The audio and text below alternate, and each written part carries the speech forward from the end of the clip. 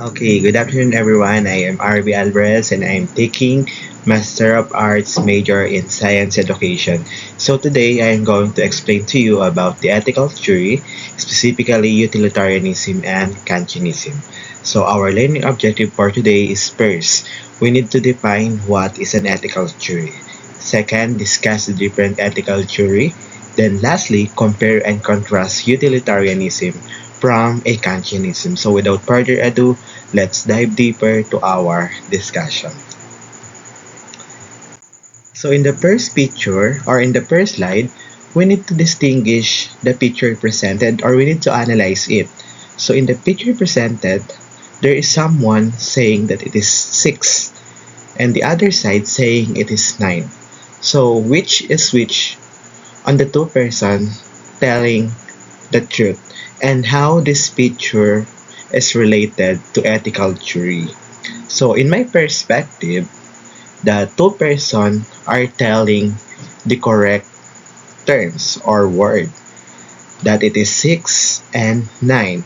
How they differ in their perspective of life. Nagkakaroon lang ng pagkakaiba sa buhay or sa mga bagay na alam nila kung tama, kung ano yung mga bagay na yon sa kung ano yung kanilang perspective sa buhay. Maaaring itong maimpluwensyahan ng kanilang environment. Maaari itong maimpluwensyahan ng kanilang surroundings. Ano? So, when it comes to ethical theory, sinasabi nito na ano ba yung tama at mabuting gawin ng isang tao or ng isang individual in a different situation. Ang ethical theory, tinuturuan nito ang bawat individual na maging mas matalino or maging mas maalam sa bawat decision nilang gagawin sa buhay. Kasi ang implikasyon ng ethical theory ay para matuto tayong gumawa ng mabuting desisyon na kung saan ito ay maaari nating i-apply sa ating pang-araw-araw na buhay. At saan nga ba maaaring mag-start ang pagtuturo ng tama at mabuti sa isang bata? So dapat ito ay mag-start sa ating pinakamaliit na unit ng ating lipunan at ito yung ating pamilya.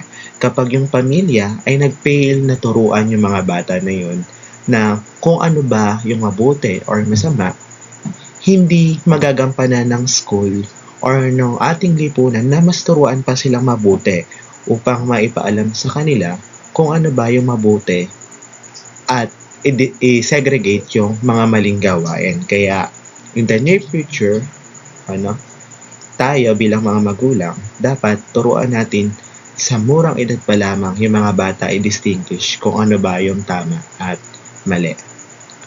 Because we are always aiming for doing a good things and segregating what is a wrong doings.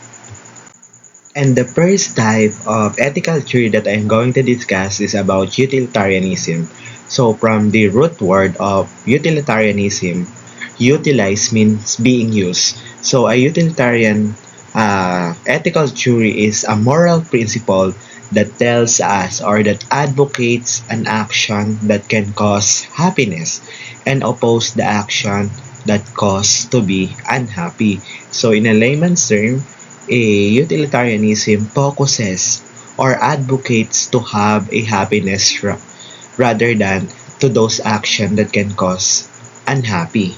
Like for example, isa kang estudyante, so let's have a time machine para balikan yung mga araw ng estudyante ka.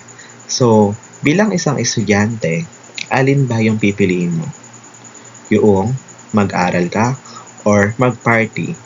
Kung ikaw ay isang utilitarianism, you are more focusing in attending party rather than this part na kung saan ikaw ay mag-aaral because this part, aminin naman natin sa hindi, is hindi ito makakapag-cause ng happiness sa iyong journey as a students. But in this part, which is the the doing party, dito ay masasaya ka at makakapag-bring ito ng happiness sa iyo. So, ulitin natin, kung isa kang utilitarianism, you are more focusing on the happiness rather than to the action that can cause to be unhappy. And aside from that, tandaan natin na yung utilitarianism ay nakapokus sa common good para sa lahat. Hindi lang ito nagpo-focus sa kung ano yung mas kakaunting people, but ito ay nagpo-focus sa greater amount ng mas makakabuti sa nakakarami at sa mas maraming tao. Like for example, may 5 kang pasyente at ikaw ay isang doktor. 4 doon ay may COVID. At yung isa doon ay may COVID siya at the same time, pwede siyang maging asset in the near future. Sino doon sa 5 na yun yung ililigtas mo? Yung 4 na magkakaibigan or yung isa na may mako-contribute sa future? Kung isa kang utilitarianism, you are going to choose the poor person because as it states on its meaning that utilitarianism focuses on the greater amount ng good for the greater amount of people. Ibig sabihin nun, nakaka-focus ito sa mas maraming tao na mas marami yung magbe-benefit. So, bilang isang utilitarianism, magpa-focus ka sa kung ano ba yung makakabuti sa mas marami at yun ay yung piliin yung 4 na tao kaysa doon sa isa na makakatulong sa ating society in the near future. Pero bilang isang guro, nalalapit na yung December. Bilang isang utilitarianism, ano ba yung makakapag-cause sa'yo ng happy? So, gawin ba yung lahat ng paperworks or mag-bakasyon? So, yan yung mga katanungan na maaari nating sagutin sa ating isipan. Then, the other one is Kantianism. So, Kantianism focuses on the right always. So, in Kantianism, it tells us that we have a choice to tell what is right even if it produces a bad action. So sa Tagalog, ang Kantianism ay kabaliktaran ng utilitarianism. Hindi ito nakapokus sa kung ano lang yung magpapasaya sa maraming tao. Ito ay nakapokus sa kung ano talaga yung tama at dapat yung tama na yon ay laging piliin kahit na ito ay makapag-cause ng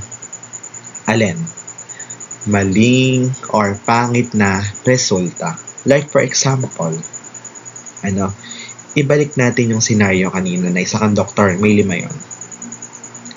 Ano man dapat yung mangyari sa 5 na yon, ano man yung kanilang status, ano man yung kanilang sakit, ano man sila ng politician, hindi. Ang gagawin mo bilang doktor ay yung tama. At ano yung tama na yan? Bigyan sila ng equal treatment para yung 4 na yon ay gumaling. At kung in a wider view of it, may kaibigan kang sumaksak ng isang tao. Ano ang gagawin mo bilang isang Kantianism? Pagtatakpan mo ba ang iyong kaibigan or you are going to tell on the proper authority that alam mo kung sino ang sumaksak or pumatay sa tao na yun? Kasi, bakit? Sa Kantianism, obligasyon lagi natin na magsabi ng totoo kahit na ito ay makapag-produce ng bad result. So, those are the Kantianism and utilitarianism. Once again, Kantianism focuses on what is morally right. However, a utilitarianism focuses on advocating happiness and opposing what is the action that can cause unhappy, or it is more focusing on the greater amount of people for the greater amount of good. Piliin sa utilitarianism kung ano yung mas makabuti sa marami, ano yung common good para sa lahat. So here's the assessment question that we need to answer today. So what is the main difference between Kantianism and utilitarianism in their approach to ethics, and how this difference influenced their perspective on moral decision making? How ethical theory help healthcare professional navigates moral dilemmas in end-of-life care, and how ethical theory can be incorporated to the field of education. Then on the next slide, it is the video supported references in order for us to widen our understanding about the utilitarianism and Kantianism. The House of Representatives has passed on third and final reading House Bill number 10439, or the proposal to grant access to medical cannabis. 177 legislators voted in favor, while 9 voted against and 9 abstained. Under the proposed bill, the use of cannabis or marijuana for medical purposes will be permitted for qualified patients. A patient will be considered qualified if they have either debilitating or non-debilitating medical conditions. Some of the medical conditions that can be treated with medical cannabis include cancer, glaucoma, multiple sclerosis, damage to the nervous system of the spinal cord, epilepsy, post-traumatic stress disorder, and others. However, access to medical cannabis will be available only through a prescription and under the medical supervision of an accredited medical cannabis physician. According to the principal author of the bill in the House of Representatives, if the proposal is enacted into law, it will result in the availability of cheaper medicines. And we will make sure that the medical cannabis bill will result to a much more affordable medicines for some debilitating diseases and non-debilitating as well na pwedeng ma-access ng ating mga kababayan. The proposed bill also includes the establishment of a Medical Cannabis Office or MCO that will implement regulations on the use of medical cannabis and ensure its accessibility. Sale or trading of medical cannabis to patients, doctors, drugstores, hospitals, clinics, and medical facilities is also prohibited without proper authority, license, or accreditation from the MCO. The proposal also prohibits the planting and cultivation of medical cannabis for research and development purposes without authorization. Prescriptions and administration of medical marijuana by non-accredited physicians and others are also prohibited. According to House Committee on Dangerous Drugs Chairperson Representative Barbers, significant fines and penalties will be imposed on violators. No, in fact, doon sa ating ang fine diyan ay pinakamababa ay 1 million pesos, no? At merong kulong hanggang reklusyon perpetua ang aming ipapataw sa mga magva-violate ng provision ng batas na ito. In the Senate, the counterpart bill related to medical cannabis, which is Senate Bill number 2573, has also been introduced in the plenary session. Rosa Licos, UNTV News and Rescue. We serve the people, we give glory to God.